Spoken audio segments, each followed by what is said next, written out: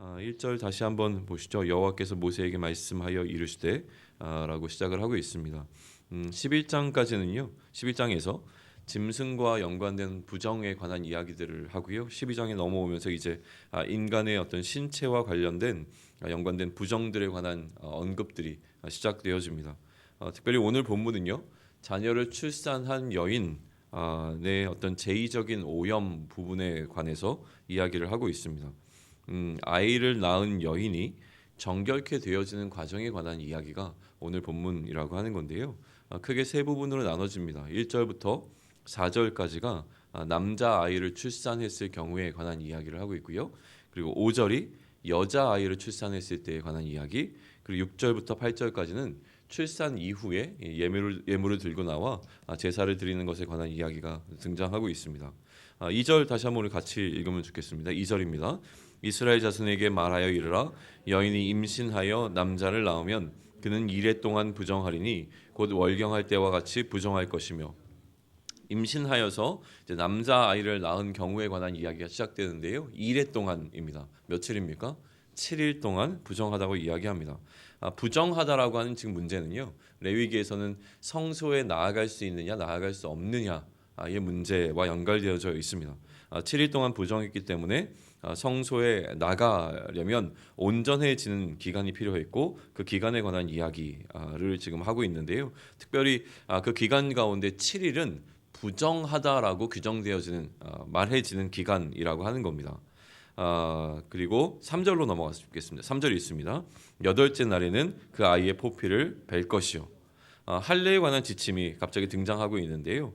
이 할례에 관한 지침이 이제 여덟째 되는 날이라고 하는 것이 부정으로 기록되어지는 7일이 마치는 기간과 맞물려 있기 때문에 이 두 가지를 연관지어서 이해할 필요가 있어서 여기 등장한 것으로 보입니다. 산모의 7일간의 부정이 맞춰지는 시점 그 이후에 8일째 되던 날 그 아이는 남자 아이는 포피를 베게 되어지죠. 그러니까 할례를 받게 되어진 겁니다. 할례라고 하는 의미는 뭐 여기서 그렇게 의미 있게 다뤄지고 있지는 않지만 우리가 굳이 기억해낸다면 이 할례라고 하는 것은 하나님의 언약 공동체라고 하는 이스라엘의 그 공동체 가운데 속해지는 어떤 행위였습니다. 그러므로 남자가 할례를 받는다는 것은 이 하나님의 언약을 받은 공동체의 일원이 되는 것을 의미하는 것이었고요. 여호와께 속했다라고 하는 것을 나타내는 것이고 또 여호와에 속했기 때문에 여호와의 계명을 힘써 지킬 것에 관한 그 준행할 의무를 짊어지게 되는 것이 할례가 갖고 있는 또 다른 어떤 의미들이었습니다. 우리 4절로 넘어가겠습니다. 4절 함께 있습니다. 그 여인은 아직도 33일을 지내야 산혈이 깨끗하리니 정결하게 되는 기한이 차기 전에는 성물을 만지지도 말며 성소에 들어가지도 말 것이며 라고 되어 있습니다. 정결하게 되는 기한이 더 남아 있습니다. 7일 동안은 부정했지만요. 이 33일이라고 하는 정결에 필요한 기간이 또 여기에 추가되어서 필요했다고 하는데 이 기간은 부정하다고 이야기하지는 않지만 정결하다고 이야기되지도 않는 기간으로 보고 있습니다. 이 기간 동안은 일상생활은 가능했지만요. 그러나 여전히 거룩한 물건을 만질 수 없었고 또 성소, 거룩한 곳이라고 여겨지는 성소에도 들어갈 수가 없었습니다. 5절로 넘어가겠습니다. 5절 함께 있습니다. 여자를 낳으면 그는 두 이레 동안 부정하리니 월경할 때와 같을 것이며 산혈이 깨끗하게 되면 66일을 지나야 하리라. 앞서 이야기한 이제 남자 아이를 낳았을 때와 기본적인 뼈대는 같습니다. 그런데 뭐가 다르냐면 그 기간의 차이가 있다는 겁니다. 남자 아이는 2례 동안이지만 여자 아이는 두 2례 동안입니다. 그러면 며칠이라고 하는 것입니까? 부정한 기간은 14일이 되는 것이고요.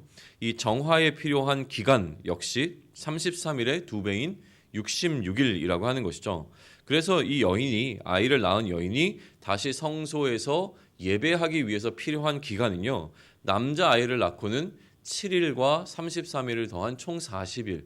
그리고 여자 아이를 낳고는 14일과 66일을 더한 총 80일이라고 하는 시간이 필요했다라고 하는 겁니다.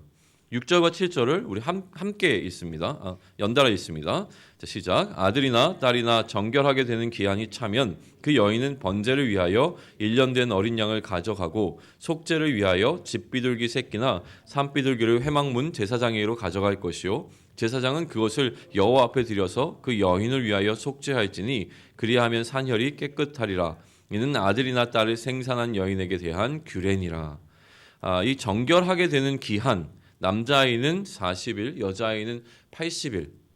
또 정결하게 되는 그 기간만 얘기한다면 33일과 66일이라고 하는 기간이 다 지나고 나면요, 이제 번제로 1년 된 어린 양을 드리고 속죄제로 집비둘기 새끼나 산비둘기를 드려야 했습니다. 번제는요, 자녀의 출산에 대한 감사와 하나님께 대한 어떤 헌신을 표현하는 제사였다고 한다면, 이 속죄는 부정한 상태에서 정하게 되어지는 어떤 제의적인 과정으로 보고 있습니다. 제물을 드림으로 속죄받고 제의적으로 흘렸던 피로부터 깨끗하게 되어짐을 의미하고 있습니다. 8절로 넘어가겠습니다. 8절 함께 있습니다. 그 여인이 어린 양을 바치기에 힘이 미치지 못하면 산비둘기 2마리나 집비둘기 새끼 2마리를 가져다가 하나는 번제물로 하나는 속죄물로 삼을 것이요 제사장은 그를 위하여 속죄할지니 그가 정결하리라. 6절과 7절까지 사실은 이 정결케 되어지는 모든 규정에 관한 이야기가 마무리가 되었습니다. 그런데 8절이 등장하고 있다는 것이죠. 이 8절은 무엇을 얘기합니까? 이스라엘 백성 가운데서 가난한 자를 위한 규정이라고 하는 겁니다. 다시 얘기하면 예외 규정으로 우리가 이해할 수 있는데요. 가난한 자들은 값비싼 어린 양 대신에 무엇으로요? 2마리의 산 비둘기나 집 비둘기를 통해서 이 제사를 드릴 수 있었습니다. 하나는 무엇으로? 번제를 위한 예물로, 또 하나는 속죄제로 드릴 수 있었다라고 하는 겁니다. 이렇게 어떤 특정한 제사 가운데 가난한 자를 위한 배려 규정이 있다고 하는 것은요, 이 제사는 반드시 드려져야 하는 것이라고 하는 의미를 담고 있습니다. 누구나 드릴 수 있도록 열려 있는 것이죠. 여기까지가 오늘 본문에 대한 기본적인 이해입니다. 그리고 이 본문을 통해서 우리가 몇 가지 생각해 볼 내용들이 좀 있는데요. 기본적으로는 좀 궁금한 3가지의 질문이 있습니다. 누구나 좀 궁금해할 만한 부분인데요. 첫 번째는 출산한 여인이요 왜 부정한가라는 겁니다. 왜 출산과 부정이라고 하는 문제를 연관지어서 신체에 우리에 해당하는 어떤 부정의 문제를 다룰 때에 아이를 낳은 여인에 관한 이야기를 하고 있는가라고 하는 것이죠. 우리는 아이를 낳은 것을 부정적으로 여기지 않습니다. 아이를 낳은 것은 축복이고요. 아이를 낳은 것은 늘 기쁜 일이 되어야 되는 것이 마땅합니다. 출산 자체가 사실은 여인을 부정하게 만들지 않는 것은 분명합니다. 출산은 하나님께서 허락하신 축복이라고 하는 것에는 변함이 없다라고 하는 것이죠. 생육하고 번성하라, 땅에 충만하라 라고 했던 것은 처음부터 하나님께서 인간을 축복하셨던 그 내용입니다. 태어난 아이 또한 부정하게 여겨진 것이 아닙니다. 그런데 지금 여기서 부정하다라고 하는 것으로 어떤 여인의 출산의 문제를 연결하고 있는 이유는 무엇이냐면, 이 출산의 과정 가운데서 유출이라고 하는 피 흘림이 나타나기 때문에 그런데요. 그래서 다시 이제 본문으로 다시 넘어가게 되면 이것을 어떻게 얘기하냐면 1절에서 월경할 때와 같다라고 이야기를 하는 겁니다. 이 피 흘림의 문제를 좀 짚고 있는 것이죠. 이거는 단지 여성이 피 흘릴 때만 부정하는 것이 아니라 모든 인간들, 남성도 포함하여서 흘려지는 피라고 하는 것은 부정하다라고 분류가 되어졌으니 그렇게 좀 이해하시는 것이 좋겠습니다. 그 다음에 떠오르는 2번째 질문은 무엇이냐면 출산이 왜 죄인가라고 하는 겁니다. 자칫 오해될 수 있는 부분이 있는데요. 왜냐하면 출산하고 난 이후에 정결해지는 기한이 다 차고 나서 제사를 드리는데 2가지 제사를 드렸습니다. 무슨 제사와 무슨 제사였습니까? 번제와 속죄제였습니다. 이 속죄제를 드리는 행위 때문에 왜 죄사함이라고 하는 부분이 아이를 낳았는데 우리 같으면 뭔가 뭐 하니까 돌예배라든가 이런 거를 드려야 되는데 일단 죄사함의 예배를 드리고 있는 느낌을 받으신다면 좀 불편할 수밖에 없습니다. 그러니까 거기에 대한 것을 좀 이해할 필요가 있는데요. 오늘 본문에서 속죄제를 드리기는 하지만 이 출산을 죄의 문제와 연관시키지 않는다라고 하는 것에 대부분 동의를 합니다. 왜냐하면 이 제사의 순서가요. 번제를 드리기 전에 속죄제를 먼저 드리는 것이 아니라 번제를 드리고 난 이후에 속죄제가 드려지고 있다라고 하는 것 때문에 이것이 죄의 문제로 접근하고 있지 않다라고 이해를 하는 겁니다. 만약에 죄의 문제였다면 속죄제가 번제 앞에 먼저 드려졌을 될 것이라고 하는 것에 동의하고 있기 때문에 그렇고요. 또 특별히 오늘 본문 7절에 보게 되어지면 산혈이 깨끗하리라라는 이렇게 표현이 등장을 합니다. 죄가 깨끗해졌다라고 죄의 해결에 관한 부분을 선언하는 것이 아니라 무엇이요? 산혈 자체가 깨끗하게 되었다라고 이야기함으로 말미암아 이것이 어떤 여인의 죄의 문제로 다뤄지고 있지 않다라고 하는 것을 좀 이해해 볼 수 있는 부분으로 볼 수 있습니다. 마지막 이제 우리가 좀 궁금하게 다뤄야 될 부분은 무엇이냐면요. 남자 아이보다 여자 아이를 낳고 난 다음에 왜 정결하게 되는 기간이 2배인가라고 하는 겁니다. 그냥 넘어갈 수 있는데 이 얘기 하니까 갑자기 기분 나쁘지 않으십니까?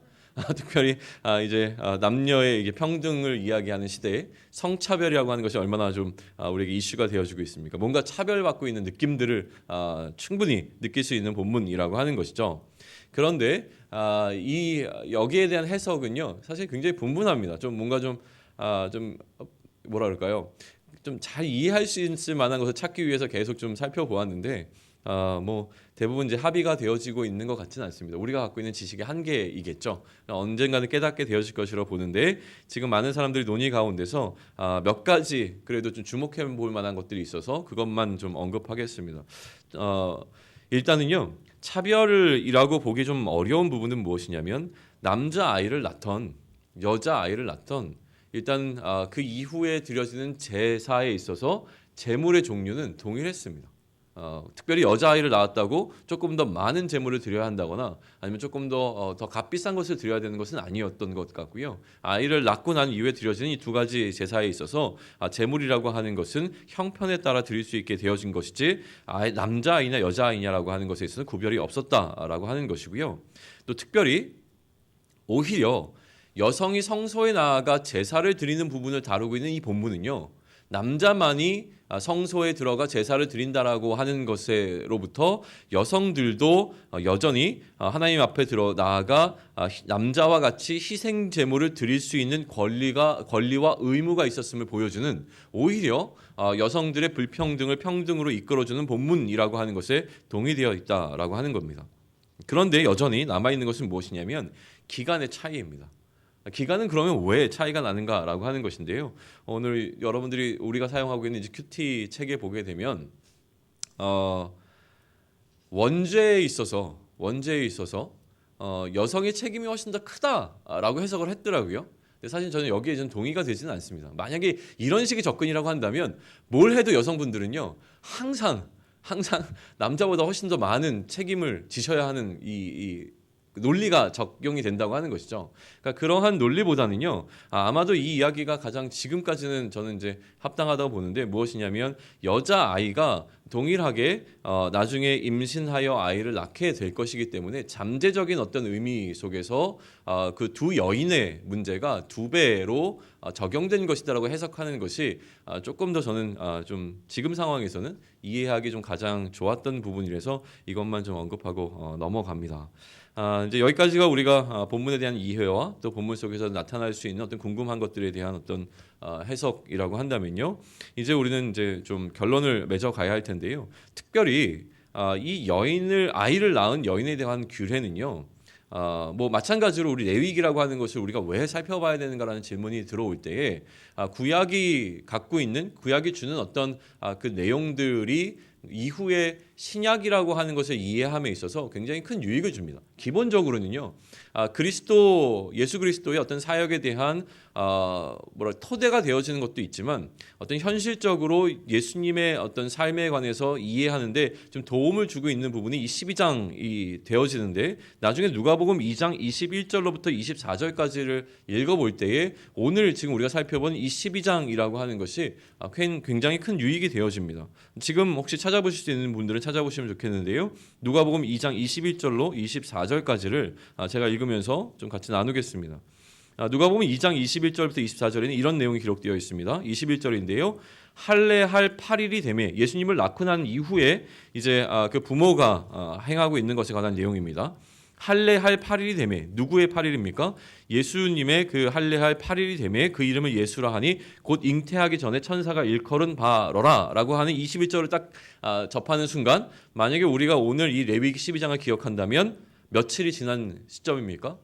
7일이라고 하는 부정한 기간을 여겼던 7일이 끝나고 8일째 되는 날 이제 예수님께서도 할례를 받으셨다라고 하는 것이죠. 자, 22절을 보실까요? 모세의 법대로 정결 예식의 날이 참해. 그러면 여자아이입니까? 남자아이입니까? 깜짝 놀랐습니다. 남자아이였던 예수님이었기 때문에 여기서 얘기하는 모세의 법대로 정결 예식의 날이 찼다라고 하는 것은 며칠이 찬 것이겠습니까? 33일이라고 하는 기간이 찬 겁니다. 총 며칠이요? 40일이라고 하는 기간이 마치고 예루살렘에 올라갑니다. 왜 예루살렘에 올라갔을까요? 이제 번제와 속죄제를 드리기 위해서 올라간 것입니다. 23절을 보시죠. 23절에는 이는 주의 율법에 쓴 바 첫 해에 처음 난 남자마다 주의 거룩한 자라 하리라 한 대로 아기를 죽게 드리고라고 되어 있는데요. 이 23절은 레위기에서 나오는 구절이 아니라 어디서 나오는 구절입니까? 출애굽기에서 나오는 구절인데요. 뭐와 연관되어져 있습니까? 유월절과 연관되어져 있습니다. 출애굽했을 때의 초태생에 관한 어떤 이 부분과 언급되어져서 연관되어져서 기념할 것에 관한 이야기가 바로 23절이고요. 24절로 넘어갑니다. 24절에 보면 또 주의 율법에 말씀하신 대로 산 비둘기 한 쌍이나 혹은 어린 집비둘기 둘로 제사하려 함이라 라고 되어 있습니다. 자, 원래 번제에 드려지는 제물은 무엇이었습니까? 값비싼 어린 양이었습니다. 그런데 예외 규정이 있었습니다. 만약에 힘이 이것을 드릴 만큼 미치지 못하면 무엇으로도 가능했습니까? 산비둘기나 집비둘기로 가능했습니다. 그것은 어떠한 자에게 허락된 것이었습니까? 가난한 자에게였습니다. 그러면 예수님의 부모는 형편이 어떠했겠습니까? 가난했다라고 하는 것을 이해하게 해주는 구절로 우리가 만약 레위기를 이해하고 있다면 이 누가복음을 조금 더 풍성하게 또 잘 이해할 수 있는 것이 되어진다라고 하는 겁니다. 이제 결론을 맺겠습니다. 이 계속 이야기를 살펴보면서 제 마음 가운데 들어오는 한 가지는 무엇이냐면 이제 성소로 접근하는 것에 관한 이야기입니다. 부정하게 여겨졌기 때문에 정결하지 않았기 때문에 성소에 접근하는데 무엇이 필요했냐면 기간이 필요했다는 겁니다. 특별히 우리는 정결이라고 하는 부정의 문제를 해결하고 나서야 성소로 나아가 하나님께 예배할 수 있는 자가 되어지는데 날마다 이렇게 예배할 수 있는 우리의 모습을 자꾸 기억하게 하는 이 레위기가 참 소중하다는 생각이 듭니다. 우리가 어떻게 어떠한 은혜를 입어 지금 하나님 앞에서 예배할 수 있는 자가 되었는지 우리가 어떻게 정결케 되었는지를 계속 묵상할 수 있게 해주는 것이 큰 힘이 된다고 하는 것이죠. 특별히 오늘은요. 기간이라고 하는 부분이 좀 눈에 두드러지게 들어옵니다. 속죄 이후에 정결하게 되는 기간이 필요했습니다. 부정이 사라진 이후에도 여전히 33일이라고는 66일이라고는 성결케 되어지는 기간이 필요했다는 것입니다. 그러면 무엇이 떠오르냐면 이 땅에서 예수 그리스도로 말미암아 더 이상 정죄함이 없다라는 선언을 받은 죄 사함을 받은 우리들이지만요. 여전히 하나님 나라에 들어가는 과정 가운데서 우리 스스로를 더욱더 하나님을 닮은 거룩으로 나아가는 여정 가운데 놓아야 하는 성화라고 불리는 과정이 여전히 우리에게는 필요하다라고 하는 것이죠. 마치 이 땅에서 살아가는 우리의 삶의 여정이요. 지금 한 여인이 아이를 낳고 성소에 들어가기까지 기다리는 그 기다림의 과정처럼 여겨진다라는 생각이 좀 들었습니다. 그러면 이 기간 가운데 우리의 마음가짐이 어떨 것인가라고 하는 것이 계속 좀 생각이 들었습니다. 한번 생각을 해보시죠. 아이를 낳으셨습니다. 성소에 나아갈 수 없는 기간이 우리에게 주어졌습니다. 아들을 낳으셨습니까? 딸을 낳으셨습니까? 형편에 따라 생각하십시오. 어떤 분들은 40일이 필요하고 어떤 분들은 80일이 필요합니다. 성소에 나아가기까지 40일이나 80일이 필요합니다. 40일 동안 성소에 못 나가는 것이고요. 80일 동안 성소에 나아갈 수 없는 것입니다. 무엇을 얘기합니까? 하나님을 예배할 수 없는 상태가 되어진 물리적인 시점에 우리가 놓여 있다고 하는 겁니다. 자, 그러면 마음이 어떠십니까? 예배를 안 드려도 되는 기간입니까? 예배를 못 드리는 기간입니까? 마치 예배를 제사 드리는 것이 너무 힘들었는데 마침 잘 됐다. 애 낳았으니까 너무 그런 거 있지 않습니까? 애 낳았으니까 좀 쉬지. 이런 마음이 드는 겁니까? 아니면 빨리 이 시간을 마치고 하나님께 나아가 예배 드리면 좋겠다라고 하는, 그래서 하루하루 시간이 지나갈수록 또 제사 드려야 돼라고 하는 것이 나의 마음에 불편함으로 들어오는 상태가 아니라 이제 곧 얼마 안 남은 시간, 이 시간만 지나면 다시 하나님께 나아가 예배 드릴 수 있다라고 하는 것이 그 마음 가운데 설렘으로 다가오겠는가라는 겁니다. 굉장히 큰 영적인 의미가 담겨 있다고 보여집니다. 오늘 이 땅을 살아가는 우리는요, 남아있는 기간이 연장되어 가는 과정이 아니라요, 정해진 기한을 소비하고 있는 방식으로 살아갑니다. 누구에게나 남아있는 기간이 점점점 짧아지는 시간입니다. 그러면 우리의 마음이 어떻습니까? 하루하루 보내는 시간이 아까우십니까? 아니면 하루하루가 지나갈 때마다 내가 이제 곧 하나님 나라에 들어가 영원토록 하나님을 예배하는 자가 될 것이라고 하는 그 설레임이 우리를 사로잡아 우리의 삶을 지배하고 있는가라고 하는 것을 좀 생각해 볼 필요가 있는 것 같아서 그렇게 말씀을 드렸습니다. 끝이 보이는 시간입니다. 정결케 되어지는 시간을 우리는 살아가고 있는 것입니다. 매일매일의 삶이 하나님을 더 가까이 하는 기간이기에 그 설렘으로 가득 차 있었으면 좋겠다는 생각입니다. 새 생명 축제를 계속 준비해 나가고 있습니다. 정해진 기한이 있었습니다. 이 기한의 마지막이 다가오고 있습니다. 그동안 힘들었던 것에 대한 해방이 우리를 즐겁게 하는 것이 아니라요, 그날 우리가 마주하게 될 하나님의 큰 일과 하나님의 기뻐하심이 우리의 마음을 설레게 할 수 있는 그런 축제의 날이 되었으면 좋겠습니다. 하나님을 만나는 그날 우리가 누리게 될 그 하늘의 축제를 소망하면서 그 하늘의 소망을 품고 이 땅에 어떠한 삶의 자리이든지 간에 견디어 인내하며 나아갈 수 있는 우리 모두가 되기를 소망합니다. 기도하겠습니다. 하나님, 정결하지 못하다라고 하는 어떤 그것은 우리로 하여금 하나님을 예배할 수 있는 것에 걸림돌이 되어지는 것을 보게 되어집니다. 그러나 예수 그리스도로 말미암아 우리가 누릴 수 있는 이 예배함의 특권이 오늘 또 우리에게 너무나 소중하게 다가옵니다. 그러나 여전히 우리는 이 땅 가운데서 하나님을 예배하는 자로 서 있습니다. 우리가 속히 하나님 나라에서 영원토록, 우리가 상상할 수 없는 그 시간인 영원토록 날마다 하나님을 즐거워하며 하나님을 예배하는 자로 서는 날이 곧 오기를 소망합니다. 주 예수여 속히 오시옵소서라고 하는 이 고백이 우리의 마음 가운데 실제로 자리매김할 수 있도록 은혜를 내려주시옵시고, 하루하루 우리 앞에 놓여있는 삶의 무게로 인하여서 무릎 꿇는 것이 아니라 이 하루를 살아내므로 말미암아 우리가 더욱더 하나님을 닮은 거룩을 이루어내는 방식으로 우리의 삶을 경영했을 때에 그 안에서 누리게 되는 승리를 오늘도 맛볼 수 있게 허락하여 주시옵소서. 이 모든 말씀 우리 주 예수 그리스도 이름으로 기도드렸사옵나이다. 아멘.